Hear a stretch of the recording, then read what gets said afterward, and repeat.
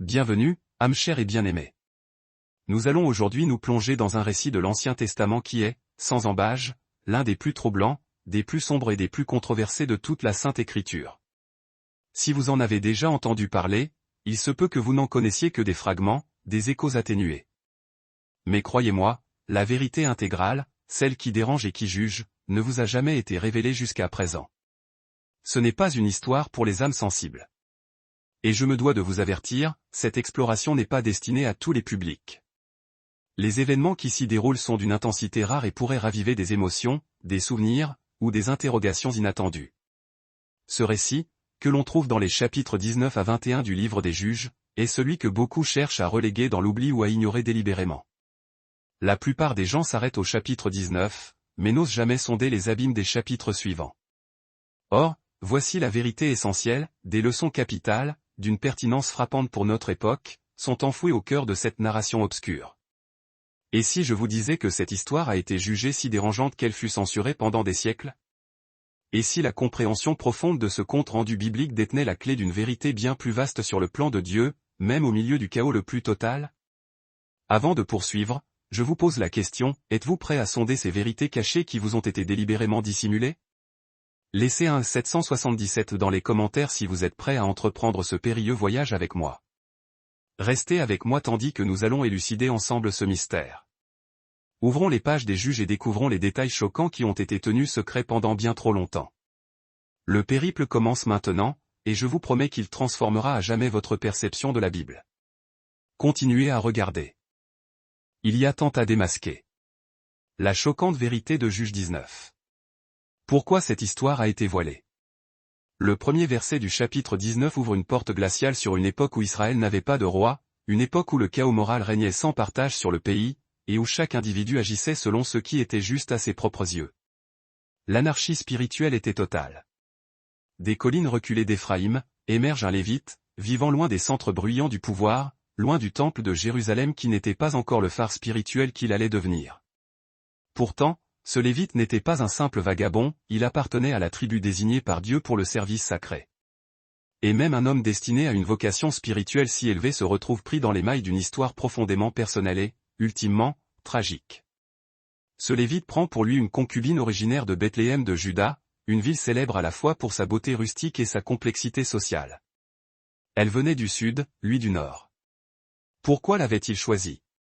Était-ce par amour véritable, par stratégie politique mineure, ou par un choix dicté par la solitude dans un temps où la structure et la loi s'étaient presque entièrement effondrées?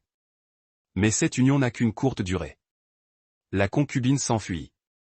L'Écriture nous dit qu'elle fut infidèle, mais laisse les détails délibérément vagues, nous laissant face à l'ambiguïté. S'agissait-il d'une trahison pure et simple ou d'un appel au secours désespéré? Fuyait-elle un danger domestique, ou était-elle simplement insatisfaite de son statut précaire dans sa vie auprès de lui? Elle retourne chez son père à Bethléem et y demeure 4 longs mois. 4 mois de silence absolu, 4 mois de distance glaciale. S'attendait-il à ce qu'elle revienne d'elle-même, ou luttait-il contre son orgueil blessé, se demandant s'il devait la chercher? Finalement, le Lévite se met en route d'Éphraïm vers les collines méridionales de Juda. Il n'envoie pas de messager, il se déplace lui-même, montrant une détermination, peut-être teintée de nécessité. Il arrive à Bethléem et, au lieu de la confrontation qu'il aurait pu redouter, il est accueilli avec une chaleur inhabituelle. Le père de la femme le reçoit avec une ouverture de cœur presque trop empressée, trop insistante. Pendant 5 jours successifs, le Lévite tente à plusieurs reprises de partir, d'emmener sa concubine et de reprendre le chemin du retour. Pourtant, chaque fois, le père insiste pour qu'il reste. Encore une nuit seulement, répète-t-il inlassablement. Et le Lévite cède. Pourquoi le beau-père était-il si obstiné? N'était-ce que de l'hospitalité exagérée? Ou y avait-il quelque chose de plus profond qu'il craignait? Quelque chose qui rôdait sur les chemins ou dans l'obscurité de la nuit? Après presque une semaine de ce délai inexplicable, le Lévite campe sur ses positions. Avec une politesse ferme, il déclare qu'il est temps de partir. Fini d'attendre, fini les atermoiements. Il prend sa concubine, ainsi qu'un serviteur, et entame le voyage de retour. Mais ce qu'ils ignorent tous et ce que le lecteur devine, telle une tempête qui se forme lentement à l'horizon, c'est que cette décision, ce moment précis de départ, va les précipiter tête baissée dans une nuit remplie d'indicibles horreurs. Pourquoi n'est-il pas parti plus tôt? Pourquoi n'a-t-il pas attendu 7 seules nuits de plus? Et si le timing avait été l'épreuve depuis le début? Les prochaines étapes qu'ils vont franchir ne changeront pas seulement leur vie, elles vont mettre à nu l'âme brisée d'une nation entière. Ce qui les attend au loin n'est pas seulement un malheur imprévu. C'est le miroir terrifiant de ce qui se produit lorsqu'une société s'éloigne trop de la protection et de l'alliance de Dieu. Et ainsi, ils avancent, inconscients du destin qui les attend juste derrière la colline suivante. Le voyage se poursuit, et le crépuscule commence à ramper sur l'horizon. Le Lévite, accompagné de sa concubine et de son jeune serviteur, se dirige vers le nord, quittant Bethléem pour s'enfoncer dans la région montagneuse d'Éphraïm. La route est longue et sinueuse, et la lumière du jour s'estompe rapidement. Alors qu'ils approchent de la ville de Jébu, ce qui deviendra plus tard la majestueuse Jérusalem, le serviteur se tourne vers son maître, une lueur d'urgence dans la voix. « De grâce, dit-il, pourquoi ne nous arrêtons-nous pas ici? Le jour est presque fini. Passons la nuit dans cette ville. » Mais le Lévite est catégorique dans sa réponse, empreinte d'une rigueur théologique teintée de peur. « Non, dit-il. C'est une cité d'étrangers, de non-israélites. Aucun des nôtres n'y réside. Nous ne nous arrêterons pas dans un lieu qui ne partage pas notre alliance sacrée. » Sa réponse trahit quelque chose de plus profond, peut-être une peur, non seulement des terres étrangères, mais aussi du fait de se retrouver spirituellement sans protection au milieu d'elles. Était-ce une précaution religieuse justifiée, ou un pressentiment confus d'un danger qu'il ne pouvait nommer? Le serviteur insiste. « Et que diriez-vous de Géba ou de Rama? Peut-être pouvons-nous atteindre l'une d'elles avant qu'il ne soit trop tard. » Le Lévite acquiesce. Ils continuent donc leur progression dans les ombres grandissantes, le bruit des sabots de leur âne résonnant sur les pierres alors que le crépuscule s'efface complètement devant la nuit. Ils parviennent finalement à Géba, une ville située sur le territoire de la tribu de Benjamin. Épuisés par le chemin, ils entrent sur la place de la ville et se mettent en quête d'un endroit où loger. À leur surprise, qui se mue rapidement en choc, pas une seule personne ne leur offre l'hospitalité. Nous sommes pourtant en Israël, une terre où l'hospitalité n'est pas seulement une coutume sociale, c'est un engagement de l'Alliance. Accueillir un voyageur, c'est honorer Dieu lui-même. Alors, pourquoi personne à Géba n'ouvrait-il sa porte? Était-il trop craintif, trop indifférent, ou quelque chose de bien plus sombre rôdait-il derrière ces portes closes, les transformant en âmes égoïstes? Tandis que la nuit s'épaissit et que la place se refroidit, un vieil homme, lui aussi de la région montagneuse d'Éphraïm mais résidant à Géba pour son travail, revient des champs. Il remarque les voyageurs assis, exposés et vulnérables, au centre de la ville. Sa voix fend le silence. « Pourquoi êtes-vous encore là? Est-ce que personne ne vous a accueilli chez lui? » Lorsqu'ils répondent que personne ne leur a ouvert sa maison, ils secouent la tête, dans une sorte d'incrédulité attristée.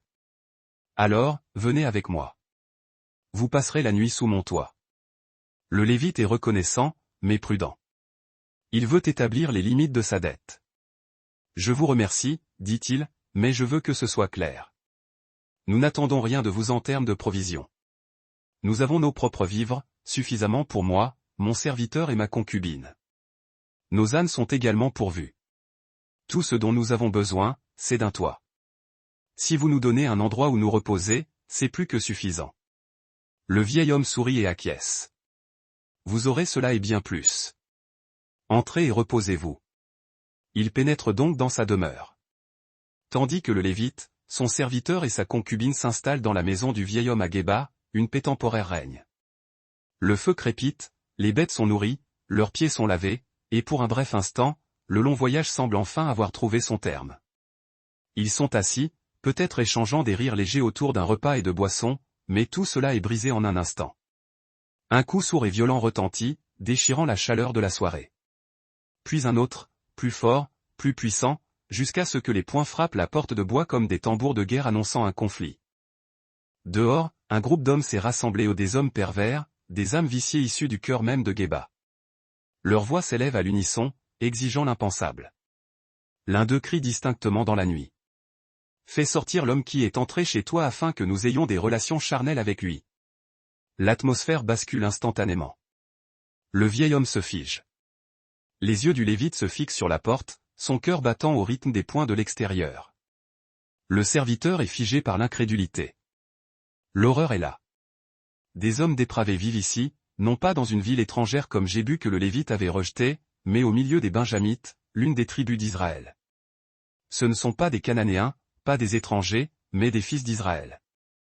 Et maintenant, ils se tiennent devant la porte de la maison de ce vieil homme, effrontés et unis dans leurs monstrueuses exigences. Il hurle à nouveau, « Nous savons que tu as un invité chez toi. Amène-le dehors afin que nous puissions tous abuser de lui. » Comment cela est-il possible? Dans une ville du peuple de l'Alliance de Dieu, l'image même de Sodome se répète. Que révèle cela de la décomposition spirituelle qui s'est propagée en l'absence de toute direction juste? Pourquoi cette histoire n'est-elle presque jamais racontée depuis les chairs ou dans les Bibles pour enfants? Serait-ce que son horreur résonne trop près de nos propres faiblesses? Le vieil homme, autrefois hôte bienveillant, se retrouve désormais seul face à une porte et un désastre imminent. Et à l'intérieur, le Lévite doit faire un choix terrible. Affrontera-t-il le mal, le fuira-t-il, ou fera-t-il quelque chose d'autre, d'inconcevable? C'est le moment où l'histoire s'enfonce dans l'inattendu le plus total. Observez bien ce qui va suivre.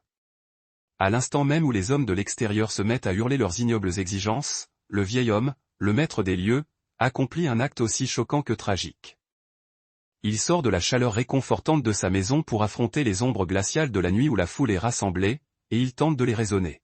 « Je vous en prie, mes frères, plaide-t-il, ne commettez pas cette abomination. » Sa voix tremble, non seulement sous l'effet de la peur, mais peut-être sous le poids de l'offre qu'il s'apprête à formuler, une proposition qui souillera à jamais son âme. Cet homme est mon hôte. Il est venu se mettre sous le refuge de mon toit. Ne commettez pas cette horrible atrocité. On aurait pu penser qu'il tiendrait tête, qu'il défendrait la porte au péril de sa vie, mais au lieu de cela, il propose l'inimaginable, la monnaie d'échange la plus vile. « Tenez, dit-il, laissez-moi vous amener ma fille vierge et la concubine de cet homme. Abusez d'elle.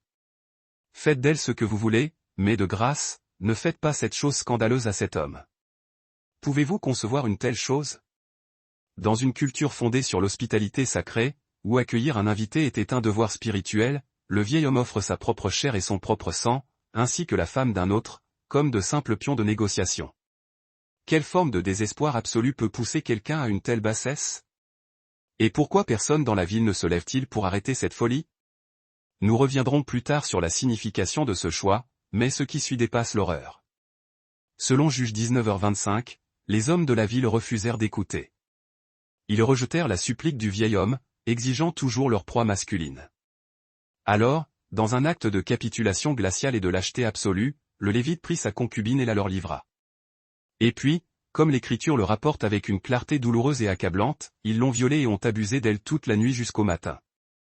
Non pas pour un instant, ni pour une heure, mais pendant les longues et interminables heures de l'obscurité, l'un après l'autre, la femme fut abandonnée à la merci d'une foule alimentée par la méchanceté la plus pure. Pouvez-vous commencer à imaginer la terreur, la douleur, l'impuissance qu'elle a dû ressentir, cette femme sans nom, sans voix, jetée au loup tandis que ceux qui auraient dû la protéger restaient silencieux à l'intérieur. Et lorsque les premières lueurs de l'aube commencèrent à s'étirer sur l'horizon, ils la relâchèrent enfin. Son corps, battu, brisé, utilisé jusqu'à l'os, fut jeté comme un déchet au retour de la lumière. Était-ce cela qu'était devenue la tribu de Benjamin? N'était-il pas le peuple de Dieu? Jusqu'où était-il tombé loin de la justice divine? Et arrive alors l'un des moments les plus obsédants de toute l'Écriture. Alors que la lumière matinale se fait plus forte, cette femme, à peine vivante, commence à se traîner vers la maison. Ses membres tremblent sans doute, son souffle est faible, elle rampe vers l'endroit où son maître était resté. Et au lever du soleil sur Géba, elle s'effondre sur le pas de la porte. Non pas juste à côté, mais les mains tendues sur le seuil, comme si elle essayait d'atteindre le salut, comme si elle cherchait à effleurer la miséricorde avant de sombrer dans l'obscurité éternelle. Quel genre d'homme ouvrirait cette porte et la verrait là? Le passage se poursuit. Le Lévite se lève, non pas avec urgence, ni avec compassion, mais avec l'unique intention de reprendre son voyage. Il ouvre la porte, sort dans la matinée, et la voit étendue là, inerte. Et que dit-il? Lève-toi, et allons-nous-en. Aucune hâte de l'aider. Aucune explosion de chagrin. Juste un ordre froid, une sommation. Mais elle ne répond pas parce qu'elle ne le peut plus. La femme avait été si complètement abusée, si anéantie dans son corps et son esprit, qu'elle était morte là, sur le pas même de la porte de l'homme qui aurait dû la protéger. Les mains toujours tendues, la voix à jamais réduite au silence. Le Lévite, confronté à l'immobilité de son corps, ne dit rien de plus. Il la soulève, la place sur son âne, et part vers sa maison. Pas de funérailles, pas de lamentation, juste un départ. Pouvez-vous ressentir le poids de cette histoire? Pouvez-vous comprendre pourquoi ce chapitre est souvent évité, ignoré, voire censuré? Pourtant, il se dresse là, dans la parole de Dieu. Un miroir tendu face à la dépravation humaine et un cri de justice qui résonne à travers les âges. Maintenant, ce qui va se passer ensuite est profondément dérangeant, si affligeant et si horrifiant que même les Écritures le rapportent avec une gravité solennelle. Après que le Lévite est rentré chez lui, portant le corps sans vie de sa concubine drapée sur son âne, on pourrait s'attendre au deuil. On pourrait s'attendre à des pleurs, à la repentance, voire à un enterrement digne. Mais ce qu'il fait à la place a résonné en silence à travers les siècles. Le passage nous dit clairement, il entra dans sa maison et prit un couteau. Puis, tenant le corps de la femme qui était morte après une nuit de tourment, le Lévite la coupa en 12 morceaux. Membre par membre, avec une précision méthodique, non pas à la hâte, ni par folie aveugle, mais avec une froide délibération. Il démembre son corps et envoie chaque partie sectionnée aux 12 tribus d'Israël. Essayez d'imaginer la réception d'un tel message, écrit non pas à l'encre, mais dans le sang. Un colis horrifique arrivant sur votre seuil, contenant un fragment de chair humaine, probablement accompagné d'une missive. Une lettre qui racontait ce qui s'était passé à Géba, ce que les hommes de Benjamin, l'une de leurs propres tribus, avaient fait à une femme sans défense, comment ils avaient abusé d'elle jusqu'à la mort. Et comment personne n'était venu à son secours. Quel genre de souffrance, quel désir de vengeance, peut conduire un homme à faire cela? Était-ce un acte de justice primitive? Était-ce la rage pure? Ou était-ce un cri désespéré pour réveiller une nation qui s'était endormie face à la méchanceté? Le texte précise que tous ceux qui virent cela furent saisis par le choc et le chagrin, et ils déclarèrent tous ensemble, « Rien de tel ne s'est produit ni n'a été vu depuis le jour où les Israélites sont montés du pays d'Égypte jusqu'à présent. » Réfléchissez-y, ils discutéant. Prenez la parole. Pouvez-vous entendre le poids dans ces mots? Ce n'était pas juste une tragédie de plus. C'était une convocation nationale, un règlement de compte. Le peuple d'Israël, celui qui avait survécu à l'esclavage en Égypte, erré dans le désert et pénétré dans la terre promise, n'avait jamais été témoin d'une telle horreur. Jamais l'une de leurs propres tribus n'avait été la source d'un tel mal. Jamais la justice n'avait été exigée par un signe aussi macabre. Pouvez-vous vous imaginer être l'un des anciens d'une tribu, ouvrant cette lettre, tenant ce fragment sanglant du corps d'une femme entre vos mains? Pourriez-vous rester silencieux après l'avoir vu? Pourriez-vous vous détourner et prétendre que cela n'est jamais arrivé? Il est impossible de le nier, cet acte était aussi symbolique que viscéral. 12 morceaux pour 12 tribus. C'était un appel non seulement à se souvenir de ce qui s'était passé, mais à réagir, à agir, à affronter les ténèbres qui avaient grandi, non pas sous les tentes des ennemis étrangers, mais au sein de leurs propres frontières. Le Lévite n'a pas seulement envoyé un message. Il a forcé Israël à regarder en face ce qu'il était devenu. Il a brandi un miroir trempé de sang. Que vont-ils faire maintenant? Comment la nation va-t-elle répondre à une telle abomination? Une abomination qui venait non pas de l'extérieur, mais de leur propre famille. Et plus troublant encore, que ferions-nous à leur place? Bien sûr, cette histoire déchirante ne s'arrête pas là. Les chapitres 20 et 21 détaillent les terribles conséquences. Mais avant d'y aller, je veux que nous fassions une pause ici. C'est l'instant où nous devons commencer à réfléchir profondément. Car ce à quoi nous venons d'assister n'est pas seulement un chapitre sombre de l'histoire d'Israël. C'est un miroir. Un miroir pour nous, pour nos communautés, et pour le secret de nos propres cœurs. La première leçon, et peut-être la plus urgente, à tirer de Juge 19 est celle-ci, lorsqu'il n'y a pas de responsabilité établie, le cœur humain s'égare inévitablement. Revenons au tout début du chapitre, au verset 1. Il est dit, en ces jours-là, il n'y avait pas de roi en Israël. Cette seule phrase donne le ton à tout ce qui s'ensuit. Elle ne décrit pas seulement la situation politique de la nation. Elle révèle l'atmosphère spirituelle et morale du peuple. Il n'y avait pas de roi, pas de direction centrale, pas de structure pieuse pour tenir le peuple responsable de ses actes. Et lorsqu'il n'y a plus d'autorité reconnue, plus de crainte du jugement divin, plus personne à qui rendre des comptes, que se passe-t-il? Les gens commencent à vivre comme bon leur semble.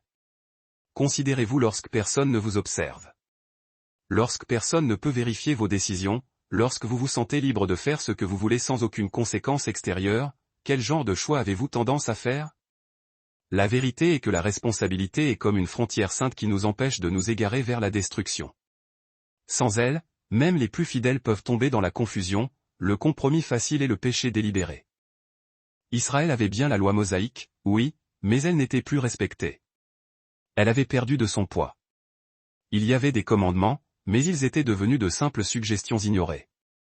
Et lorsque les gens ne craignent plus les conséquences du mal, le mal devient inéluctable, une fatalité. C'est exactement ce qui se passait en Israël à cette époque. Sans roi, sans leadership spirituel fort, et sans ordre divin, la nation s'est enfoncée dans l'anarchie morale la plus noire. Les gens ont commencé à faire ce qui était juste à leur astérisque yeux, et non pas aux yeux de Dieu. Pouvons-nous vraiment être surpris qu'une chose aussi impensable se soit produite à Géba? Qu'un groupe d'hommes ait pu abuser une femme jusqu'à la mort et que le reste de la ville soit resté silencieux? Qu'un lévite ait pu la livrer, la démembrer, et envoyer son corps à travers la nation comme un appel désespéré à la justice? Pensez-vous que l'un d'eux ait jamais imaginé qu'il irait aussi loin au départ? La partie effrayante est que, probablement, non. C'est ainsi que fonctionne le péché. Il commence petit. Il commence par le compromis, par fermer les yeux sur une injustice mineure, par croire que, juste cette fois, ne mènera à rien de pire. Mais lentement, la ligne entre le bien et le mal s'estompe, et sans responsabilité, les gens s'engourdissent. Des communautés entières commencent à pourrir de l'intérieur. Nous pensons souvent que le mal arrive comme une tempête subite, mais la plupart du temps, il s'insinue comme le brouillard, lentement mais sûrement. Alors, laissez-moi vous demander ceci. À qui rendez-vous des comptes? Qui, dans votre vie, peut vous corriger, vous défier, vous interpeller lorsque vous vous égarez? Des limites sont-elles en place? Ou vivez-vous comme Israël, sans roi, sans voie de vérité claire, sans aucun contrôle sur vos désirs? Ce chapitre nous rappelle que l'absence de responsabilité conduit à l'effondrement du caractère, des familles, des nations. Et lorsque la structure cède, le chaos s'installe. Avant de nous précipiter vers les chapitres 20 et 21, prenez un instant, laissez le poids de cette leçon s'installer. Car parfois, le premier pas vers le réveil n'est pas l'action, c'est la conviction. La deuxième leçon, qui émerge avec force de cette histoire sombre, est celle qui parle directement à la manière dont nous nous percevons les uns les autres et dont nous nous percevons nous-mêmes. La voici. Nous devons traiter chaque être humain comme un porteur de l'image de Dieu. Dans la chaleur et le drame de ce moment tragique à Géba, le vieil homme est sorti pour faire face à la foule. Ses paroles visaient à protéger, mais son raisonnement a révélé quelque chose de profondément corrompu. Il a plaidé, ne commettez pas cette chose méchante contre cet homme, mon hôte. Mais ensuite, dans le souffle même qui a suivi, il a offert sa propre fille vierge et la concubine du Lévite. Il a dit, prenez. Faites d'elle ce que vous voulez. Ne voyez-vous pas le profond déséquilibre dans sa pensée? La dignité d'un seul homme était tenue en plus haute estime que la vie de deux femmes. À ses yeux, leur valeur était moindre. Leur douleur était, d'une manière ou d'une autre, plus acceptable.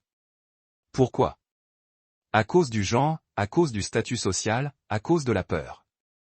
À cet instant précis, ces femmes n'étaient pas considérées comme sacrées. Elles étaient perçues comme des boucliers, comme des objets, comme des êtres superflus et jetables. Or, l'Écriture est limpide dès le commencement. Dans Genèse 1h27, il est dit, Dieu créa l'homme à son image, à l'image de Dieu il le créa, homme et femme il les créa. L'homme comme la femme ont été faits à l'image de Dieu. Tous deux ont été infusés d'une valeur divine, inaliénable et éternelle. Cela signifie que chaque être humain, sans exception peu importe son genre, son passé, ou son statut social est un reflet direct du Créateur. Et lorsque nous oublions cette vérité fondamentale, nous commençons à justifier l'impensable, à rationaliser l'horreur. Cette leçon va bien au-delà de l'incident de Gibéa. Elle touche à quelque chose de très réel et très présent dans notre monde aujourd'hui, particulièrement dans les recoins silencieux que personne d'autre ne voit. Si jamais vous vous êtes retrouvé attiré par des images ou des vidéos en ligne que vous savez ne pas devoir regarder, ce n'est pas simplement une question de discipline personnelle ou de morale fugace. C'est une question de perspective spirituelle profonde. Et si, au lieu de voir cette fille sur l'écran comme un simple corps, vous la voyez comme une âme? Et si vous vous souveniez qu'elle est, elle aussi, la fille de quelqu'un, la sœur de quelqu'un? Et si vous vous demandiez avec une honnêteté brutale, voudrais-je que quelqu'un regarde ma propre fille de cette manière? Nous vivons dans une culture qui a normalisé le détachement, où les gens consomment des images de femmes ou d'hommes sans même songer à l'humanité qui se cache derrière. Mais chaque visage, chaque corps, chaque regard que vous voyez sur cet écran porte l'empreinte digitale de Dieu. Un être pour lequel le Christ est mort. Alors, comment changeons-nous notre perception? Cela commence par la vision. Voyez chaque personne comme une création divine, non pas comme une distraction numérique ou un divertissement passager. Voyez la femme sur l'écran comme quelqu'un dont la valeur est infinie aux yeux du ciel. La tragédie de Gibéa n'a pas commencé avec une foule déchaînée. Elle a commencé par la dévaluation progressive d'une âme humaine. La concubine du Lévite n'a pas été protégée parce qu'elle n'était pas perçue comme sacrée. De même, dans nos propres vies, lorsque nous perdons de vue la valeur divine d'une autre personne, nous commençons à justifier des comportements qui déshonorent à la fois cette personne et nous-mêmes. Alors, interrogez-vous, qui dans votre vie avez-vous cessé de voir clairement? Qui avez-vous réduit à une simple fonction, à un statut, ou à une image? Cette histoire nous force à affronter non seulement ce que nous avons fait, mais surtout comment nous voyons le monde et les autres. Et elle nous appelle à la repentance, non seulement pour nos actions, mais pour la manière dont nous avons permis à nos cœurs de s'engourdir face à la sainteté d'autrui, face à la présence de Dieu estampillée dans chaque âme que nous rencontrons. Car déshonorer un autre, c'est déshonorer celui qui l'a créé. Voici maintenant la troisième vérité que je souhaite souligner, et c'est peut-être la plus personnelle de toutes. Plus vous et moi nous éloignons de Dieu, plus nous devenons vulnérables à faire des choses que nous avions autrefois juré de ne jamais faire. Cela n'arrive jamais d'un coup.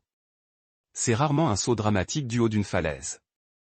C'est davantage comme une lente érosion, un éloignement silencieux, presque imperceptible, un jour sans prière, un week-end où l'on ignore l'Église, un moment de compromis facile. Et avant que nous nous en rendions compte, ce qui semblait autrefois sacré devient facultatif. Ce qui semblait autrefois mal devient tolérable. Ce qui semblait autrefois impensable devient possible, voire même attrayant. Lorsque vous prenez du recul pour observer l'ensemble du livre des Juges, ce que vous voyez est un schéma alarmant et répétitif.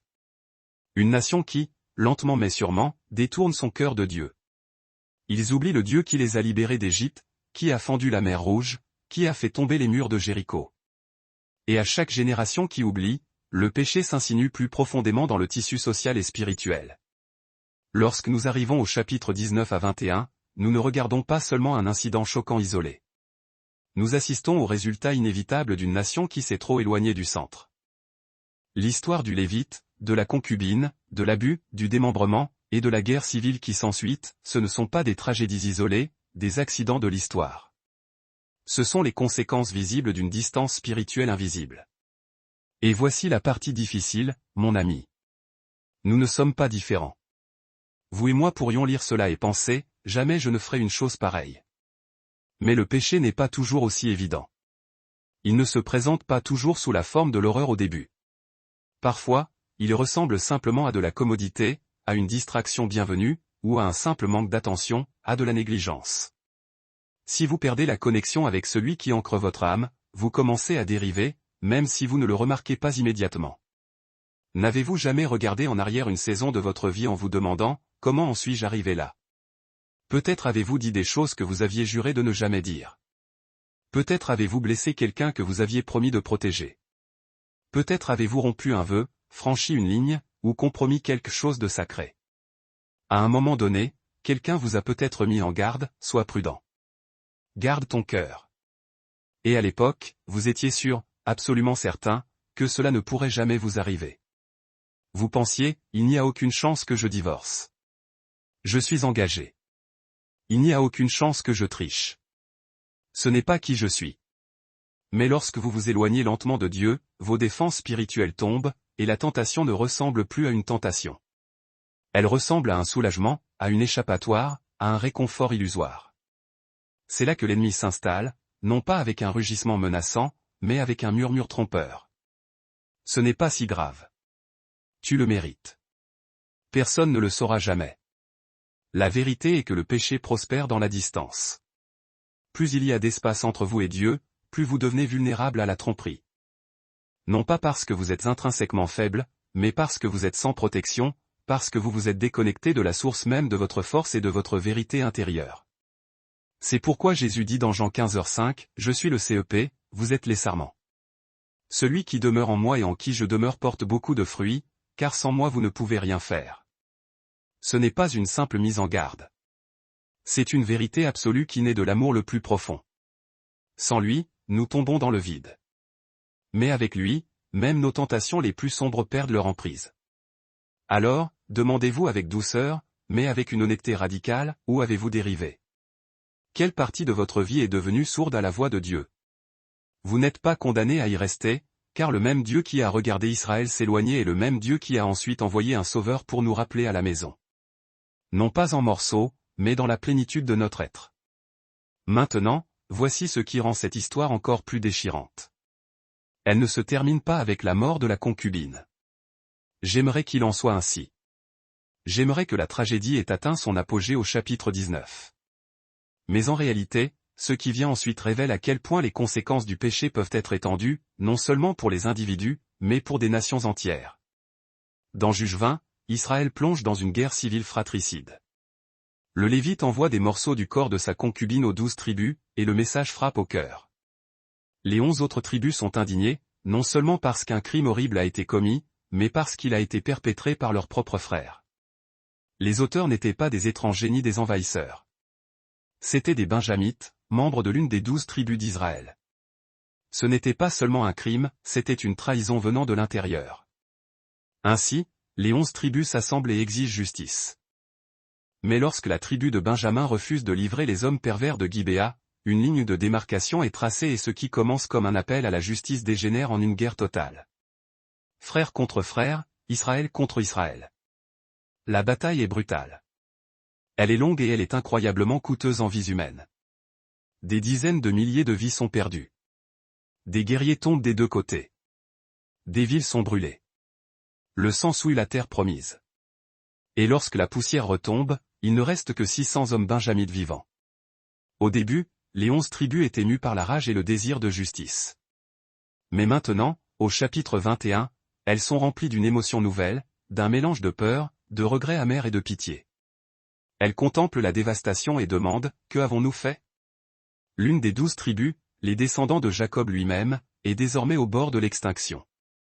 Et non seulement il ne reste que 600 hommes, mais il ne reste aucune femme benjamite à marier, car dans la fureur de la guerre, leur ville et leur famille avaient été entièrement anéanties. Cela nous amène à la 4e leçon dégrisante de cette histoire. Vous pouvez choisir votre péché, mais vous ne pouvez pas choisir vos conséquences. Ce que les benjamites ont fait était abject. Ce que les hommes de Gibéa ont commis était inexcusable. Mais ce que les autres tribus ont choisi de faire en réponse à mener une guerre qui a décimé une tribu entière a également porté son propre poids de culpabilité et de douleur. Dans leur quête de justice, ils ont pris des décisions qui ont engendré une nouvelle couche de souffrance. Et maintenant, les deux parties vivent dans l'ombre terrifiante de ces choix. Le péché se multiplie, vous voyez, et ces ondes de choc sont rarement propres ou prévisibles. Il en va de même pour nous. Vous et moi avons la liberté absolue de faire des choix. Dieu nous donne le libre arbitre. Mais ce que nous ne pouvons pas contrôler, ce sont les conséquences sismiques de ces choix. Un seul acte de luxure peut ruiner un mariage. Un seul moment de compromis peut coûter une réputation bâtie sur des années. Un seul mensonge peut déclencher une chaîne de dégâts que vous n'aviez jamais eu l'intention de provoquer. Et une fois que c'est fait, il n'y a pas de retour en arrière possible. Ce qui se passe ensuite en Israël est une tentative pénible et désespérée de réparer ce qui a été brisé. Les 11 tribus décident qu'elles doivent trouver des épouses pour les 600 benjamites restants. Alors, elles se tournent vers un clan voisin, Jabès de Galad, et tuent tous les hommes et toutes les femmes mariées là-bas, ne laissant que 400 femmes célibataires en vie. Ces femmes sont prises et données à 400 des 600 benjamites. Mais ils sont confrontés à un autre problème, une simple question de mathématiques brutale. Il reste encore 200 benjamites sans épouse. Et c'est là que les choses dégénèrent à nouveau. Plutôt que d'admettre le désastre qu'ils ont créé ou de chercher humblement la direction de Dieu, les chefs d'Israël trouvent une autre solution de contournement. Ils se souviennent qu'ils avaient fait le serment solennel de ne pas donner leur propre fille aux benjamites. Mais ils raisonnent avec une logique tordue, si les filles sont prises de force, techniquement, nous ne les avons pas données. Et ainsi, ils inventent une échappatoire qui sent l'orgueil humain et non la sagesse divine. Ils envoient un message à la tribu de Benjamin, il y a un festival qui approche. Certaines de nos filles danseront pour la célébration. Si vous vous tenez en embuscade et que vous les enlevez pendant qu'elles dansent, nous n'interviendrons pas. Nous fermerons les yeux et ne dirons rien, car nous n'avons pas enfreint notre vœu. C'est vous qui les avez prises. Et c'est ce qui se produit. Dans l'une des scènes d'union forcée les plus troublantes de l'Écriture, 200 femmes sont kidnappées pendant une fête joyeuse et emmenées pour devenir des épouses. Non pas par la cour, non pas par l'alliance, mais par la force et l'enlèvement. Comment Israël en est-il arrivé là? Comment le peuple élu, les descendants d'Abraham, ceux qui ont traversé la mer Rouge et reçu la loi au Sinaï, ont-ils pu tomber à ce niveau d'effondrement moral? Une mauvaise décision, un moment de compromis, un refus de confronter le péché à sa racine. C'est tout ce qu'il faut. Et juste comme ça, la douleur mène à plus de douleur. La violence mène à plus de violence. Les solutions purement humaines mènent à une brisure encore plus profonde. Et à chaque étape, les gens sont laissés meurtris, physiquement, émotionnellement, spirituellement. Ce qui a commencé par l'abus d'une femme s'est terminé par une crise nationale totale. Et à chaque étape, le peuple a tenté de régler des problèmes spirituels avec des stratégies humaines, mais sans Dieu, rien n'a jamais été véritablement réparé. Je sais que c'est une histoire accablante. Elle est intense. Elle est tragique. Elle est choquante. Et honnêtement, c'est l'un des passages les plus difficiles à parcourir dans toute la Bible. J'ai fait de mon mieux pour résumer les événements sans en masquer le poids. Mais s'il y a une chose que j'espère que vous retiendrez de tout cela, c'est cette vérité, une mauvaise décision en entraîne souvent une autre. Et les conséquences de nos choix ne nous affectent pas seulement nous-mêmes. Elles se propagent et touchent la vie de beaucoup d'autres. Lorsque vous revenez en arrière et que vous retracez chaque étape de cette histoire, de la concubine du Lévite à la guerre contre Benjamin, jusqu'aux femmes volées au festival, vous verrez un schéma dévastateur. Un seul acte répréhensible, un seul moment de compromis, a déclenché une réaction en chaîne qui n'a pu être arrêtée. Regardez combien de vies ont été dévastées par une poignée de décisions égoïstes. Certains des hommes de Benjamin méritaient certes la justice pour leur perversité, mais tous les habitants de la tribu n'étaient pas coupables. Et pourtant, des milliers de Benjamites innocents sont morts au combat. Des familles innocentes ont été brisées. Des villes entières ont été détruites. Et qu'en est-il des gens de Jabès de Galade? Ils n'étaient même pas directement impliqués dans le conflit initial. Pourtant, ils ont été attaqués par les autres tribus pour ne pas s'être joints à la bataille. Leurs hommes ont été tués, leurs femmes prises. Puis sont arrivées les jeunes filles dansant joyeusement lors d'un festival, inconscientes qu'elles étaient sur le point d'être enlevées et forcées à des mariages avec des hommes qu'elles n'avaient jamais vus. Pas de choix, pas de voix, juste prise. Pouvez-vous voir à quel point le péché reste rarement isolé? Un seul acte d'égoïsme peut résonner dans la vie de personnes qui n'y étaient pour rien. Une décision privée peut causer une destruction publique. Un échec personnel peut devenir une crise nationale. Et voici la vérité qui nous maintient humbles, vous pouvez choisir votre péché, mais vous ne pouvez pas choisir vos conséquences. Mais même avec toute cette douleur, même avec tout ce désespoir, même avec tout le chaos qui s'est déroulé, il y a encore quelque chose de remarquable tissé à la fin de l'histoire. Et cela nous mène à la 5e et dernière leçon. Dieu continue d'étendre sa grâce, même dans les séquelles de nos pires décisions, les plus destructrices. Le livre des Juges ne se clôt pas sur l'anéantissement total de Benjamin, mais sur une restauration inattendue. Les 600 hommes survivants retournent à leur héritage. Les villes de Benjamin sont reconstruites. Les familles recommencent. La vie continue. Malgré tout ce qui s'est passé, la tribu ne disparaît pas. Dieu laisse un espace pour la reconstruction. Il permet à la grâce de respirer là où le sang a été versé. Mais cette grâce n'efface pas les conséquences. Elle n'annule pas les cicatrices laissées par la guerre. Elle ne ramène pas les morts à la vie. Elle ne rend pas l'innocence volée aux femmes. C'est la tension avec laquelle nous devons vivre. La miséricorde de Dieu n'annule pas la justice, mais elle offre un avenir au-delà de notre échec. Et puis vient le verset final des Juges. Un verset qui ne résume pas seulement le chapitre, mais le livre entier. Il dit, en ce temps-là, il n'y avait point de roi en Israël. Chacun faisait ce qui lui semblait bon. Juges 21h25. Cette seule ligne est une fenêtre ouverte sur le cœur d'un peuple sans boussole. Pas de leadership divin établi, pas de révérence pour la loi, pas de structure morale commune, juste l'opinion personnelle traitée comme la vérité ultime. Cela ne sonne-t-il pas étrangement familier aujourd'hui? Et pourtant, Dieu ne les a pas abandonnés. Mon ami, peut-être lisez-vous ceci et avez-vous l'impression que votre histoire a elle aussi dérivé dangereusement. Peut-être avez-vous fait des choix que vous regrettez profondément. Peut-être vos décisions ont-elles blessé d'autres personnes ou vous ont-elles laissé porter une honte trop lourde à nommer. Mais voici l'encouragement inébranlable, la grâce de Dieu est toujours disponible. Il n'efface pas la vérité de ce qui s'est passé, mais il marche avec vous à travers elle. Il reconstruit ce qui a été démoli. Il rachète ce qui a été brisé. Alors, s'il y a une chose que vous retenez de ce voyage à travers les juges, que ce soit ceci. Vos décisions comptent. Elles résonnent. Elles ont un impact sur les autres d'une manière que vous ne verrez peut-être jamais pleinement. Mais même lorsque vous avez atteint la fin de vos propres forces et de vos propres solutions, Dieu n'en a pas encore fini avec vous. Le même Dieu qui a restauré Benjamin peut vous restaurer. Le même Dieu qui a permis à une nation de reconstruire peut recommencer avec vous. Mais la question fondamentale est, allez-vous le laisser diriger, ou allez-vous continuer à faire ce qui est juste à vos propres yeux? C'est la question que le livre des Juges laisse résonner dans nos cœurs. Et c'est une question à laquelle seul vous pouvez répondre. Cette histoire de Juges 19 à 21 n'est pas seulement choquante, elle est sacrée. Elle n'est pas seulement dérangeante, elle est profondément révélatrice. Et elle ne concerne pas seulement le peuple d'Israël il y a longtemps. Elle parle de nous. Du danger de la dérive spirituelle. Du coût du compromis moral. De ce qui arrive lorsqu'une nation ou une âme vit sans roi, sans encre divine. Nous avons vu ce qui se passe lorsque les gens cessent de se considérer comme des porteurs de l'image de Dieu. Nous avons vu l'effet d'entraînement d'un leadership irresponsable, d'un péché non maîtrisé et de décisions sans repentance. Nous avons vu comment l'échec d'un homme a conduit à une guerre civile nationale.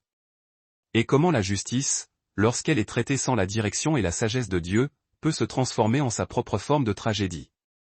Mais peut-être plus important encore, nous avons vu que même dans l'épave la plus complète, Dieu laisse toujours de l'espace pour la miséricorde rédemptrice. La tribu de Benjamin aurait pu être effacée de l'histoire, mais la grâce a fait place à la reconstruction. L'héritage a été restauré. La vie, bien que marquée de cicatrices, a continué. Alors, où cela nous mène-t-il? Cela nous laisse avec une question cruciale. Vivons-nous avec Dieu comme notre roi, guidés par sa lumière? Ou faisons-nous ce qui nous semble juste à nos propres yeux, dans l'obscurité de notre autonomie? Car c'est ainsi que le livre se termine, en ces jours-là, il n'y avait point de roi en Israël. Chacun faisait ce qui lui semblait bon. Ce n'est pas seulement une description du passé. C'est un miroir pour notre âme aujourd'hui. Et maintenant, je vous invite à la réflexion personnelle. Où avez-vous dérivé? Quelle décision êtes-vous en train de prendre qui pourrait se propager plus loin que vous ne le savez? Si ce message a touché votre cœur aujourd'hui, je vous encourage. Ne passez pas simplement à autre chose. Asseyez-vous avec cette vérité. Partagez-la. Laissez-la vous interpeller. Et si vous croyez que d'autres ont besoin d'entendre cette vérité, alors aimez cette vidéo, abonnez-vous à cette chaîne, et partagez ce message avec quelqu'un qui pourrait avoir besoin de se souvenir que la grâce de Dieu peut encore le rejoindre, même au milieu de son plus grand désordre. Et si vous vous sentez appelé à soutenir cette mission, vous pouvez le faire via Super. Mais que vous donniez ou non, je vous remercie du fond du cœur d'être là, d'écouter, et de parcourir ce chemin avec moi. Que Dieu vous bénisse. Qu'il vous guide. Et puissions-nous ne plus jamais vivre sans notre roi. Musique.